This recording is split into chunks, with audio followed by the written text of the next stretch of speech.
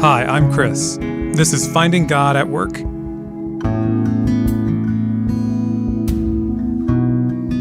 Just a reminder that Finding God at Work isn't just a podcast, it's also an online course. Check it out at findinggodatwork.org. Our current series is Wholehearted, Becoming Healthier Christians at Work. In our last episode, we looked at trauma. In this episode, we're going to keep looking at trauma, but specifically looking at the workplace as a place of healing. Now, that might sound like promising a lot. Really, the workplace as a place of healing? And maybe there are some workplaces where that's not possible. But at the very least, those of us who are disciples of Jesus can view ourselves as agents of healing in our workplaces. We can bring the presence of Jesus with us and help foster healing and recovery and grace wherever we go. And inasmuch as maybe several different disciples of Jesus, several different people of peace can contribute to that culture in a workplace, I think the workplace itself might even, in some situations, become a place of healing. So I want to look at three different ways that a workplace can relate to trauma. So the first is when workplace is the place of trauma. The second is when the workplace is protecting against trauma. And then the third is when workplace is a place of healing from trauma. So first, when the workplace is the place of trauma. There's even technical language for this in the psychological literature, workplace trauma. Sometimes the place where people are having that inciting event, that traumatic experience, is the workplace itself. And this can happen in so many different ways. I'll just read a brief quote here from social psychologist Shanna B. Tayon, and she's writing about how trauma and re-traumatization of people who have been previously traumatized can happen in the workplace. Toxic work environments where bad employee behaviors like intimidation, bullying, or harassment aren't addressed quickly and directly pose a particularly great risk of re-traumatizing the traumatized. This is also true for workplace environments that simply lack psychological safety, which is the sense that you will be punished or humiliated for sharing mistakes, ideas, and questions. So what Tayon is saying is there's two different ways that work can become a place of traumatization or re-traumatization. One is where there are bad employee behaviors, there are bad actors, and they are harassing or intimidating or bullying their colleagues. And so obviously that's traumatic in and of itself. Or you simply haven't done the work to create psychological safety. So people are just afraid of making mistakes, afraid of being punished for sharing their ideas forthrightly.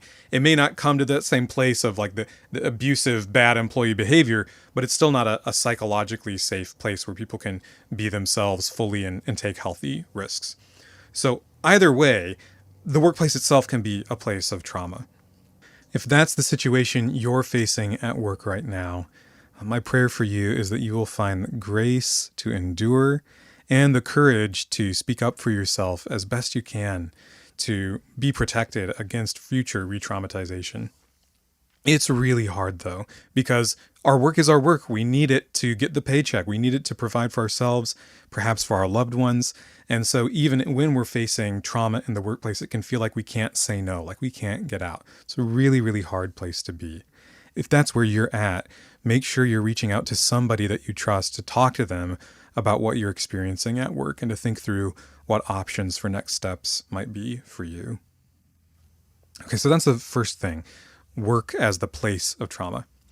Now, second kind of middle stage, work as protecting against trauma, the place that protects against trauma. This would be a workplace that promotes psychological safety, where people are not punished for sharing ideas or for making mistakes, but where there's healthy feedback, opportunity for people to ask questions and grow, and so forth. Okay, so there's another psychological idea that I think can help us here, this idea that there can be a protective factor against traumatization. And that's the idea of secure attachment. So just real brief background here. There was a developmental psychologist named Mary Ainsworth in 1978. She did this study called The Strange Situation, where she got a number of mothers and their kids, ages 2 or younger, and put them in increasingly strange dynamics, right? So maybe mom had to leave for a little bit, and so the kid would be distressed that mom had left. Maybe a stranger entered the room, so the kid just didn't know that person, right? Different factors of strangeness introduced, and then observing how children responded. And then Ainsworth analyzed the different patterns of response that the children had to this experience as different styles of attachment. And what seemed to be the healthiest response was what she called secure attachment. So that's where the child showed mild distress when the parent left, but then was quickly able to reestablish contact when the parent returned. So this idea okay, I'm secure. I'm attached to my adult person. When they go away, that's distressing to me, but I'm okay when they come back. So that was kind of a foundational experiment that led to a broader framework of what's called attachment theory in the discipline of psychology. And, there's continuing nuances as people explore how that works today and how childhood experiences can affect how you live as an adult as well, in terms of how you relate to other people. Okay, an interesting, quite recent version of a psychological study like this was a meta-analysis. That's a fun term, right? This means a study of studies, published in 2023 in the journal Development and Psychopathology. And it had a number of different authors. The first author's name was Toby Cushing. So this is a Cushing et al. Study. And the title is The Relationship Between Attachment and Post-Traumatic Stress in Children and Adolescents. So they were looking at, this idea of attachment, that do you have a style of how you can attach to other people, your parents as well as others socially, and does that affect how you experience a traumatic event? Because remember, going back to our last episode, right, there's kind of, when we're thinking about the workplace, those 3 parts or 3 steps, right? There's the painful or distressing event, step 1. Then there's the lasting emotional response to that event, step 2, and then there's how that affects our experience of work or our work performance, step 3. So they're looking at, how does your attachment style affect that step 2, that lasting emotional response to a traumatic event? Because different people can have different responses to the same event. And what the results indicated is that children with that secure attachment style, in general, had fewer post-traumatic stress symptoms than children with other attachment styles. Okay, so that was a lot of technical language. What does all that mean? It means attachment protects against trauma. That's the simple version. Now, what does that have to do with the workplace, right? We're talking about children and teens and their parents and things like that.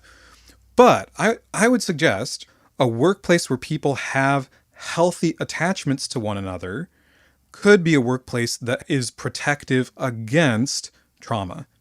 When something really negative happens in that workplace, maybe a colleague dies, or there is an instance of a bad actor behaving in a certain way, if people in that workplace have secure attachments with one another, that's going to protect against the severity of the distress and the fallout of that traumatic event. Okay, so that wasn't a study about the workplace that I cited, the meta-analysis, right? That was about children and teens. So we'd have to look at different studies about attachment styles in the workplace to really say that confidently. But at the very least, it probably doesn't hurt in a workplace when people have a secure attachment style, a capacity to relate to others in healthy ways, to be secure in themselves. That probably contributes to protection when a traumatic event occurs in some way. Okay, so far so good in terms of workplaces protecting against trauma. And that's often as far as the discussion goes in the literature that I've seen. How can we help workplaces at least not do more harm than good? How can we at least protect against trauma in the way that we build our workplace cultures? But I think, again, as disciples of Jesus, we can go further and ask, what would it look like for the workplace itself to be an environment of healing? And again, this is going to depend on specific workplaces, whether it can really be realized in that way, but it's something we can aspire to. Another study, also from the 70s, 1972, that I think can help us with this, is the foundational study that gave us the concept of learned helplessness. So this was from Marty Seligman and Stephen F. Meyer. They did this experiment with dogs. Not very pleasant, so heads up that we're going to talk about what they did to the dogs here. So in part one of the experiment, they administered electric shocks to these dogs. And I'm just like, oh, the poor dogs. Like, why do we have to do this? Even if it does yield psychological insights. And that's a different podcast. So that's part one. They administer these shocks to the dogs. And some of the dogs were given a button, and if they pressed the button, they would make the shocks stop. Whereas other dogs had no control over the shocks they received. Nothing that they did made a difference. Then in part two of the experiment, the same dogs from part one were then put in an environment where they could all jump a short wall in order to escape the shocks. But the dogs from part one, the ones where nothing that they did mattered in part one, they wouldn't even try to jump over that wall in part two. They just laid down and whined while the shocks continued. So in other words, the dogs who had learned that they were helpless in part one of the experiments continued to act as if they were helpless in part two, even though they weren't. Okay, so it's not hard to see how this experiment created a paradigm for how we as human beings can learn helplessness. All of us have those part one experiences, those traumatic events from our childhood, from our early life, or even from more recently, where things are out of our control, where we didn't have a say over how things went for us. And because of that, it's easy in new situations to feel like, man, I don't have what it takes. I can't get things done in this situation. I can't determine my future. So at work, this sense of helplessness could manifest in all sorts of ways. Maybe a boss is doing something and you want to ask them to stop, but you think, I just won't even bother. Or maybe you feel like you could ask for a raise, but then you're afraid, like, no, I wouldn't want to ask and then get rejected, and so you don't do it. Or maybe you just don't even search for a certain job, or you don't prepare for a possible promotion that you could get because you just have a sense like, no, I'm not going to be able to do that. These moments that could, in some ways, amount to self-sabotage or missing opportunities that are right there for the taking. It's easy for someone on the outside of that experience to look at someone else and say, like, just do it, right? Just take advantage of the opportunity. Just jump over the wall. But it's not about how high the wall is. It's not about that part two of the experiment. It's about part one, that traumatic experience where you didn't have control over anything in your environment. And so you learned that you were helpless. That's what's really going on. Like we talked about in our last episode, doing the work to figure out, like, oh, okay, here's this work performance issue I'm having. Step 3, let's move backwards. What's the emotional response I'm having? Step 2, okay, let's move backwards. What's the traumatic event that's informing that? Step 1. And then making that a place where you welcome the presence of God and you can experience healing through counseling, through prayer at church, through other means. One of those other means is your experiences in the workplace itself. Now, this depends on having a workplace that's at least at that stage 2, at least at that stage where it's like relatively healthy, protecting against re-traumatization, possible to take some healthy risks. If you have a workplace like that, the way that work itself becomes a place of healing is when you unlearn learned helplessness through what you're accomplishing at work. Okay, so this takes courage. You got to face that moment, whatever it is, the boss that you need to ask them to do something differently, or the raise that you need to actually ask for, or the promotion that you need to actually prepare for. And you have that moment where you need help. You need some outside help to get over that wall, to jump over the wall. But if you can get that help and you do jump over the wall, then you learned that you weren't helpless. Then your workplace itself became an environment where you unlearned your learned helplessness, where you learned, wow, I can do it. I have what it takes. Now, the good news about part 2 of the experiment is the researchers eventually did decide to help the dogs. So the ones that were just sitting down and whining, they reached their hands in and picked the dog's feet up and moved them over the wall. And then the dogs realized, oh, I can hop over this wall. So what does that look like in our workplace? What does it look like for somebody to help us pick our feet up and move over the wall? I want to look at 3 people in the workplace that can help us in this way. So 1, bosses, 2, colleagues, and then 3, Jesus himself. So 1, bosses. Bosses have a unique role because they often are the ones who can set the challenges in front of someone. They're the ones that set how high a wall is to jump over, right? Like, here's a challenge. I think you have what it takes. When a boss says to someone, I see this in you. I see that you have what it takes to meet this challenge. Go for it. That boss can be a minister of healing. Maybe that person has a story that you have no idea about, even though you're their boss, and you inviting them to pursue a challenge that really is an appropriate challenge for them could be a moment of healing for them. You may not even know. So this is one of those reasons why, if you're in a managerial position, it's so important to name people's strengths correctly. And no, sometimes you're naming strengths that they may not even see in themselves yet.